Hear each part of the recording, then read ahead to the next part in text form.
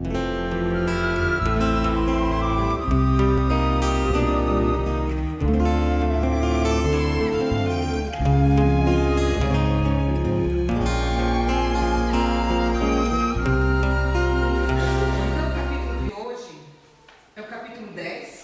Evangelho segundo o Espiritismo, e também está em Mateus 5.7, as bem-aventuranças. E hoje exatamente é o bem-aventurados os que são misericordiosos, porque eles alcançarão a misericórdia. As bem-aventuranças são várias, então hoje eu vou falar mais sobre uma, mas vamos fazer um comentário sobre as outras também. Então, o que são as bem-aventuranças que está em Mateus capítulo 5? As bem-aventuranças são as declarações, as bênçãos pronunciadas por Jesus no início do Sermão da Montanha. Cada um começando com bem-aventurados os aflitos, depois bem-aventurados os mansos e os pacíficos, bem-aventurados os misericordiosos, bem-aventurados os que choram. Então, Jesus traz as bem-aventuranças em Mateus, no Evangelho de Mateus, e também traz depois em Lucas, e comenta-se também em outros evangelhos sobre essas bem-aventuranças. Então são bênçãos que Jesus traz lá no Sermão da Montanha, sobre esse bem-estar, essa alegria que são as bênçãos que Jesus traz para os misericordiosos, para os aflitos, para os que choram, os que sofrem, né? Temos vários assim. E que ensinamento Jesus quer nos trazer com essas bem-aventuranças? Ele ensina lições de conduta moral. Como devemos nos comportar para termos uma vida melhor, para nos conduirmos ao reino de Deus, que é o reino aqui dentro. Como diz essa figura, o reino, que reino nós queremos dentro de nós? Um reino de sofrimento, um reino de mágoa, ou um reino de alegria, de libertação? Como eu falei para vocês nesse livro, nos libertarmos. De que nós queremos libertar? Das correntes que a gente coloca em nós mesmos. Ou seja, Jesus, através das lições das bem-aventuranças, Ele quer nos ajudar a fazer escolhas melhores. Quanto mais nós conhecemos, melhor nós podemos escolher. Quanto mais nós conhecemos, mais ficamos... prestamos atenção em atitudes que nós vamos tomar em relação ao nosso dia a dia, que é a lei da causa e efeito. Quanto melhor as minhas decisões, mais certas, mais corretas, o resultado também será melhor. Então, as bem-aventuranças são exatamente lições de nosso comportamento, que Jesus nos traz para a gente se comportar de uma maneira melhor perante o próximo e a nós mesmos. Em rumo a quê? A libertação, ou seja, a nossa felicidade, que todos nós procuramos. Sermos felizes. Então, essa um dos ensinamentos. E por que Jesus trouxe para nós essas bem-aventuranças? Gente, nessa época que Jesus, ou até antes, depois também, foi uma época muito difícil, onde as pessoas, o povo, os excluídos, os doentes, os cegos, os leprosos, eles não faziam parte de uma sociedade. Eles não tinham nenhum espaço no meio social. Eles eram rejeitados, eram considerados excluídos. Isso pela própria educação do povo, pela própria cultura dele e pelas próprias leis. Era normal para eles uma pessoa deficiente ser excluída. Um cego não faz parte. Era uma vergonha para uma família ter um deficiente. Era uma vergonha para uma mulher quando ela gerava um filho deficiente. Muitas vezes matavam os filhos porque ela se sentia culpada por ela ter gerado um deficiente. Então é uma época muito diferente da nossa hoje. Uma época onde os pobres também não tinham valor nenhum. Não haviam direitos. Os direitos eram dos poderosos, dos imperadores, dos reis, desse povo, e os outros eram excluídos. Imagine então, quando hoje em nossas famílias nós tivéssemos um leproso, uma pessoa com câncer, seria uma vergonha ter alguém assim em família, e ela ia para o vale dos leprosos, como era na época os doentes abandonados, totalmente abandonados. Imagina que cultura que esse povo tinha na época. Era uma lei. Isso era antes de Jesus e até depois. Mas aí veio Jesus dando uma oportunidade para o povo, trazendo as suas lições, as suas bem-aventuranças, para trazer esperança para quem? Para esses excluídos. Essas pessoas que tanto sofriam, essas pessoas que não eram nada, as próprias mulheres, né? Não eram nada. Não podiam entrar nos templos.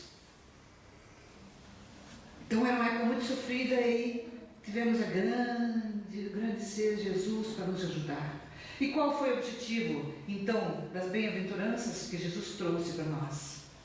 Foi fazer exatamente a inclusão e a igualdade de direitos.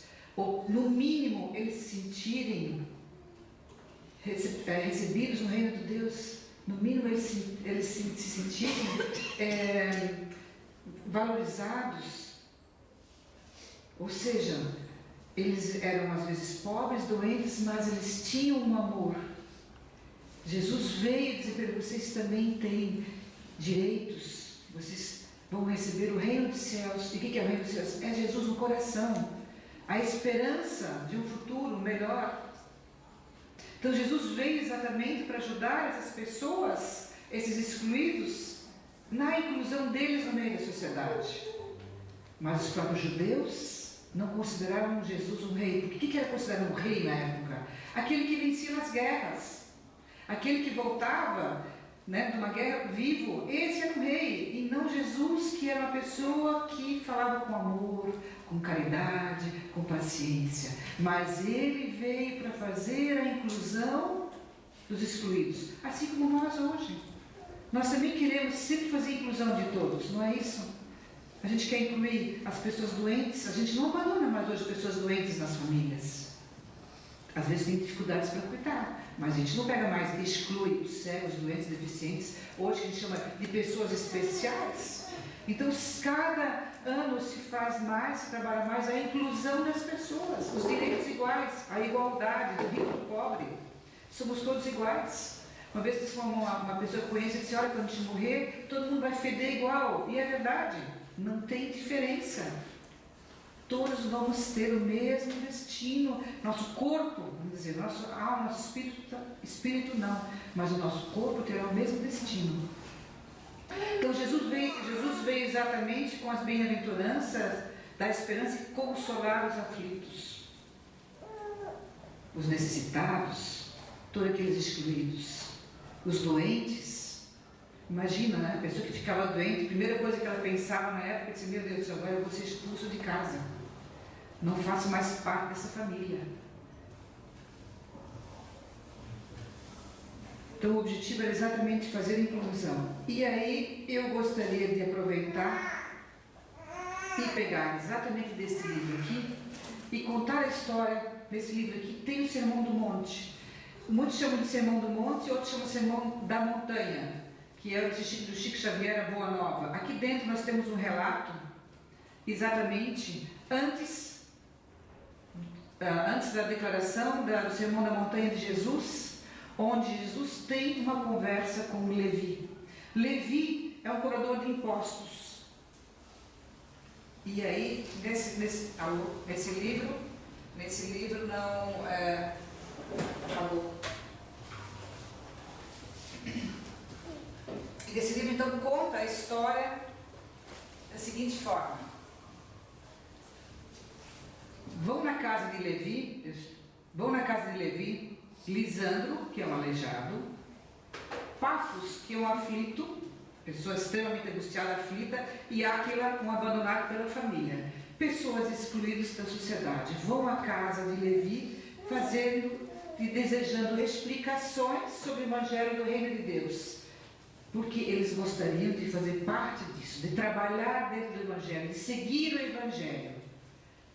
Essa era a intenção dos três pessoas que são, né, consideradas pela sociedade na época excluídas. Aí Levi, estranhando e surpreso com esse pedido, não entende que como 3 pessoas aleijadas, cada um com as suas dificuldades, pudesse querer fazer parte do reino de Deus. porque eles sempre entenderam que reino é algo forte, é algo para os fortes, é algo para os grandes, é algo para os vencedores. Como é que 3 pessoas na situação poderiam pensar em querer fazer parte do reino de Deus? Então, olha o entendimento que as pessoas tinham na época, né? Aleijados e mendigos. Mas aí, Levi se lembrou também que os pescadores, apesar de pobres e humildes, eles eram fortes, porque eles não temiam o mar, eles iam para pescar. Então, ele ficou pensando, meu Deus do céu, como é que eu vou fazer essa questão ali de falar uma parte para uns que não podiam fazer parte, mas outros até poderiam. Mas a questão de ser fortes, era uma época dos fortes, uma época das pessoas vencedoras. E aí Levi disse para os 3, não vejo como pessoas como vocês, né, nessa situação podem contribuir e fazer parte de um trabalho do reino. Não consigo ver vocês fazendo isso. Vocês não vão conseguir, não, são excluídos da sociedade, não têm esse direito. Eles ficaram extremamente tristes, infelizes, se sentiram humilhados, reconheceram que realmente eles eram pessoas deficientes e a dor deles foi gigante, sem limites. Nós realmente não somos nada. Olha só qual foi a nossa intenção. Mas aí lembraram também de que Jesus em suas pregações dizia sempre, né, que ele tinha amor a todos, que deveríamos amar o próximo, que deveríamos fazer o bem às pessoas, que todos que se encontrassem em tristeza e angústia iam receber o amor dele. E aí saíram da casa de Levi e foram para um monte onde Jesus iria depois mais tarde fazer as pregações. Nesse meio tempo que eles foram então para ouvir as palavras de Jesus, decepcionados com o que tinham ouvido e também assimilados a sua real situação, que na época era normal isso, as pessoas perceberam que, né, essa diferença gigante, Jesus foi à casa de Levi. E aí Levi contou a Jesus o que tinha ocorrido, né? Da pretensão dessas pessoas fazerem parte do reino. Como é que poderiam 3 pessoas, na situação que eles estavam, fazer parte, né, desse reino que eles imaginavam, que ele imaginava que fosse, né? Aí Jesus responde para ele, para Levi, precisamos amar e aceitar a preciosa colaboração dos vencidos do mundo, os aflitos, os sofredores. Quantas vezes em nossa vida nós nos sentimos assim, aflitos, angustiados, infelizes e precisamos de amor? Às vezes é só isso que a gente precisa. E Jesus falou isso para o Levi. E ainda disse para o Levi o seguinte, nas derrotas são os aflitos que ouvem mais alta voz a Deus. Não é assim? Quantas vezes alguém fala uma coisa sobre Deus para nós e a gente só ouve quando a gente está infeliz, triste, lá se sentindo vencido pelo mundo? Só nesses momentos Jesus lembra Levi de que esses 3 estavam exatamente querendo ouvir a voz de Deus, porque eles estavam numa situação muito penosa. E também disse ainda a Levi, pois os vencedores da terra não necessitam de boas notícias. Os sãos não precisam de médico, mas sim os doentes, né, gente? A gente precisa do médico quando a gente está doente, não quando a gente está são. E aí que Jesus vem com as bem-aventuranças exatamente para incluir todas as pessoas. Nós, né, depois de 2000 anos, queremos ser consolados por Deus, por Jesus. Precisamos ser consolados, temos a necessidade do amor, da atenção, da piedade. E Levi ainda comenta com Jesus o seguinte, mas mestre, deseja apressar o poder supremo do Evangelho entre os que governam o mundo. Então ainda tem aquele pensamento, o poder é de quem governa, o poder é dos ricos, o poder, né? Então como é que eles iriam apressar, adiantar, agilizar, a implantar, né, o reino entre os que governam o mundo, fazendo a inclusão daquelas 3 pessoas? Isso não seria possível. Aí Jesus disse para ele o seguinte, olha só que bacana, quem governa o mundo é Deus. Não eram os imperadores na época, não eram nada. Quem governa o mundo é Deus. Lembrem sempre disso.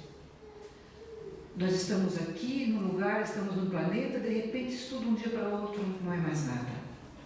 Tem as enchentes, tem as catástrofes, tem tantas coisas que acontecem e nós governamos o quê? Nada.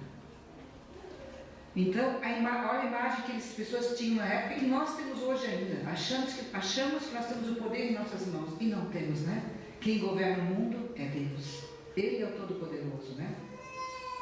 E Jesus ainda responde para Levi o seguinte: um vencedor do mundo está mais preocupado em defender as suas vitórias materiais, os seus troféus, as suas vaidades, as suas conquistas, as suas riquezas, do que os oprimidos e aflitos, que às vezes precisam de atenção, de consolo, de esperança. Quem está mais perto de Deus nessa situação? É esse ensinamento que Jesus quer trazer com os bem-aventurados.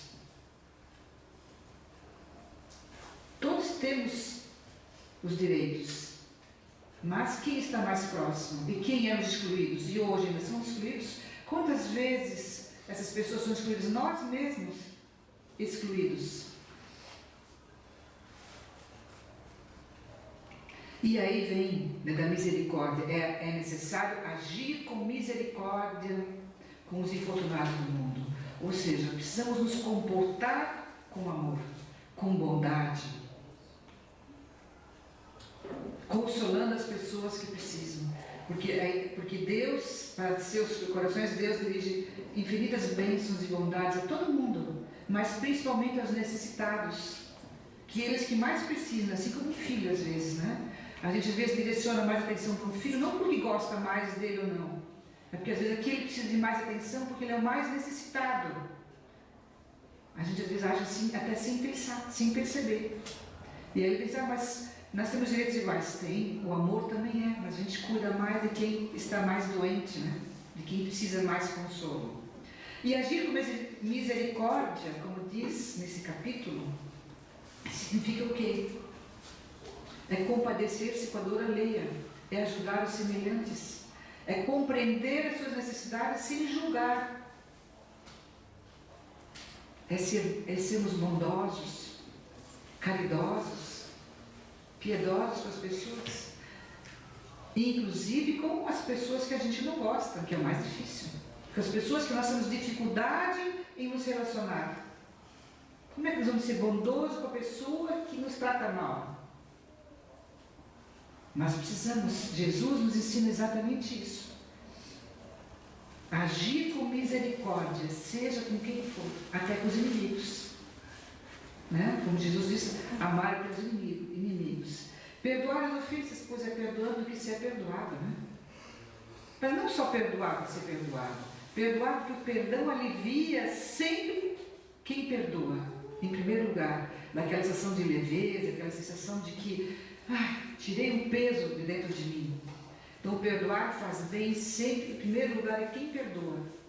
E depois da outra pessoa. Que perdoar não significa que o que o outro fez para ti esteja correto, mas significa que você está fazendo a sua parte.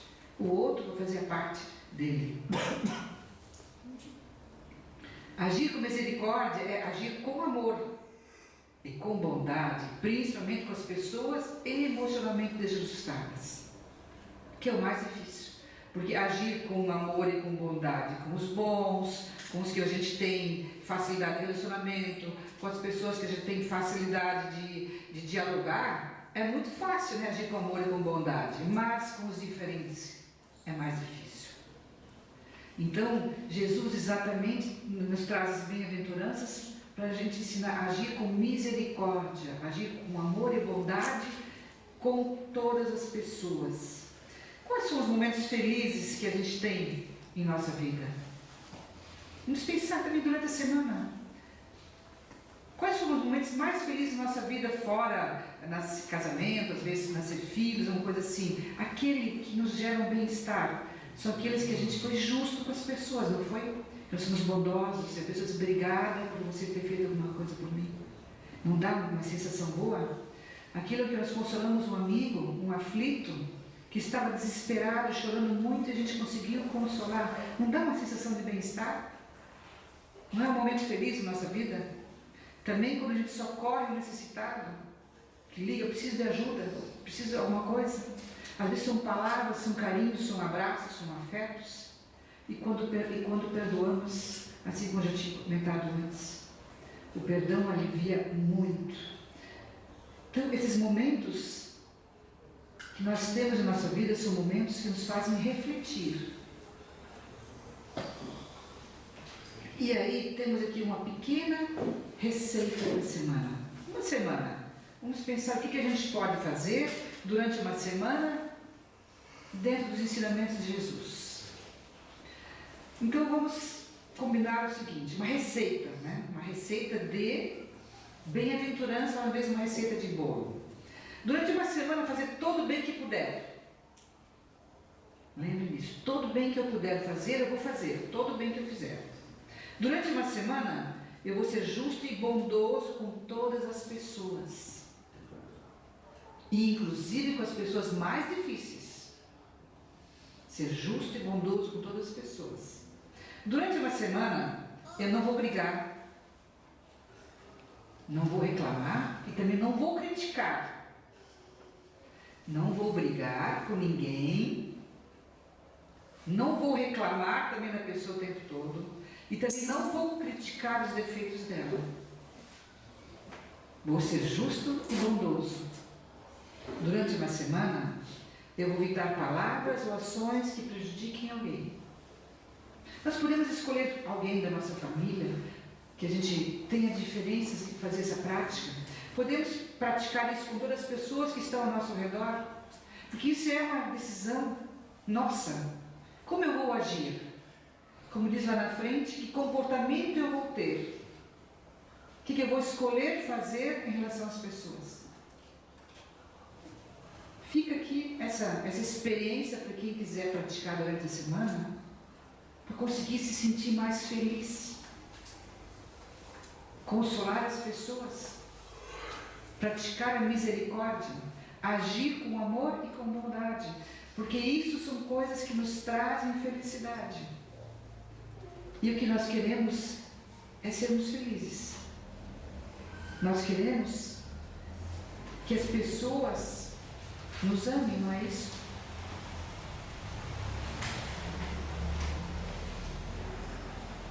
E qual é o resultado se eu passo uma semana inteira fazendo isso? Que resultado será que eu vou ter em minha vida? O que pode acontecer? Vamos ver o que acontece. Uma grandiosa sensação de paz nascerá em nosso coração. Na verdade, a gente se sente em paz. Eu consegui essa semana me calar, não briguei com ninguém, fiz o bem, não reclamei, não critiquei ninguém. Não dá uma sensação de paz e tranquilidade interior? É isso que a gente busca, paz e tranquilidade interior. Então está ali uma experiência bem agradável para quem realmente quiser passar uma semana um pouco melhor, uma semana um pouco mais feliz, e uma semana se sentindo mais em paz. Esse tema de hoje, eu peguei do livro Evangelho segundo o Espiritismo, como eu falei, e também da Boa Nova. Então, para quem quiser realmente ler um pouco mais, temos esse tema nesses livros.